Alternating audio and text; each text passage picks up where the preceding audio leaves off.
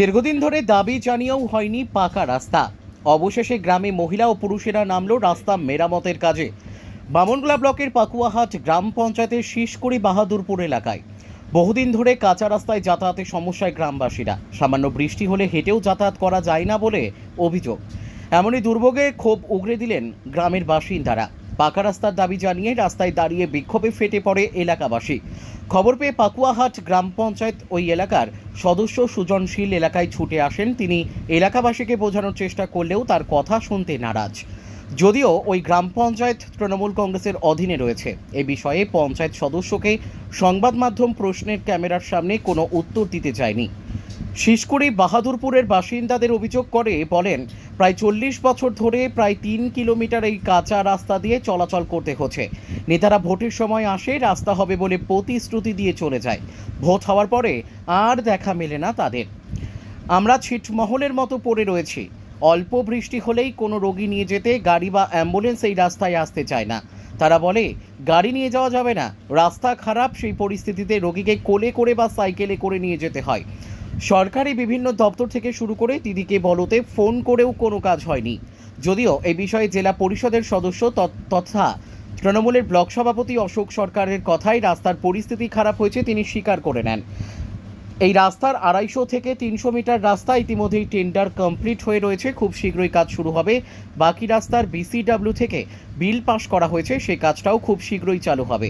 এ বিষয়ে বিজেপির হবিবপুর বিধানসভার মণ্ডল 2 নম্বর সভাপতি তপন মণ্ডল অভিযোগ করে বলেন, স্বাধীনতার পর থেকে রাস্তার বেহাল অবস্থা রয়েছে। তৃণমূল সরকার আসার পরেও এই রাস্তা ঠিক হয়নি।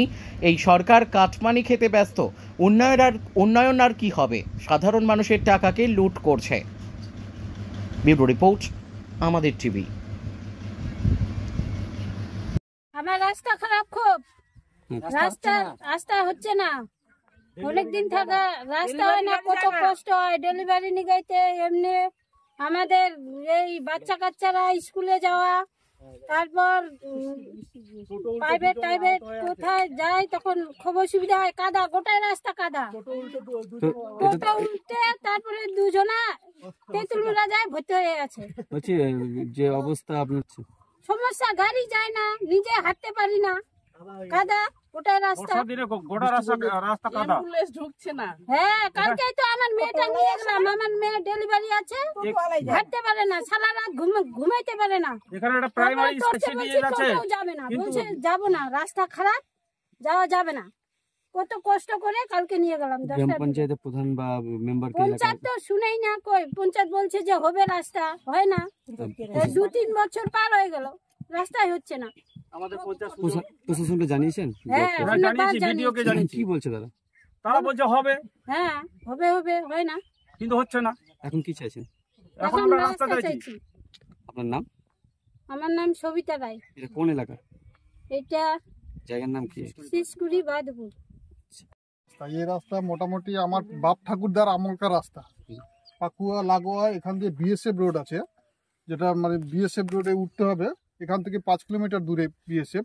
যদি পাকুয়াতে খুব ভিড় হয় তাহলে এই রাস্তা দিয়ে বহুত বাইপাসে মোটরসাইকেল যাওয়া আসা করে এমনি খরার দিনে, কিন্তু বর্ষা হলে কেউ যাতায়াত করতে পারে না। কি সমস্যা হচ্ছে আপনাদের?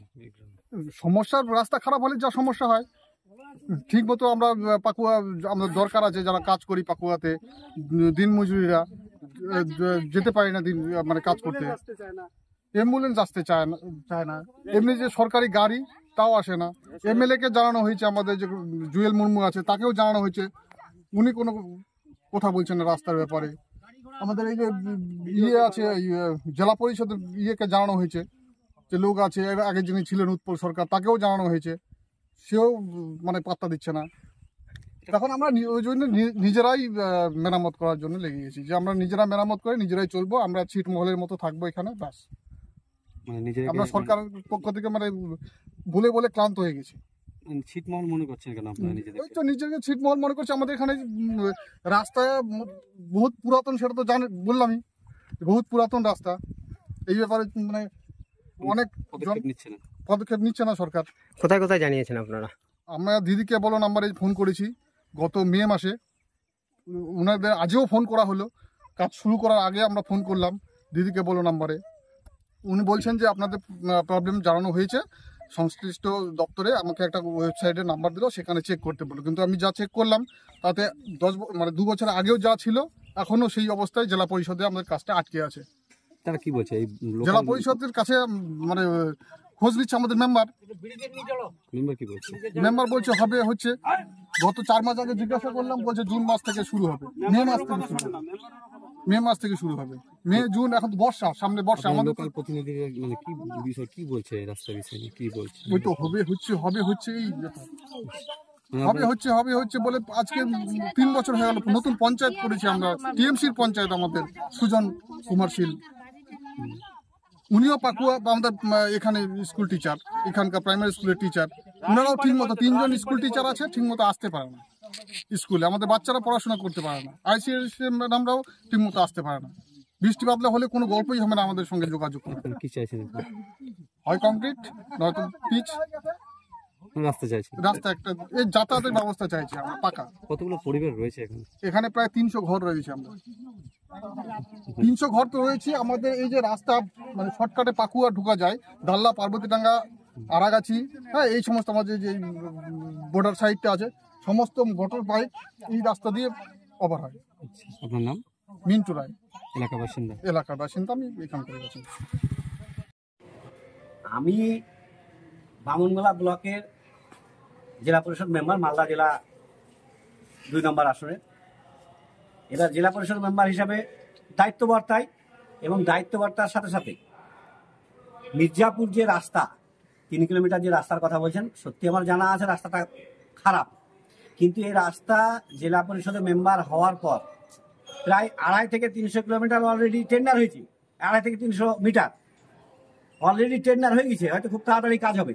আর বাকি কাজটাও আমি ধরে ফেলেছি আমার বিসিডাব্লিউতে, মানে আদিবাসী উন্নয়ন তহবিল থেকে ধরা আছে।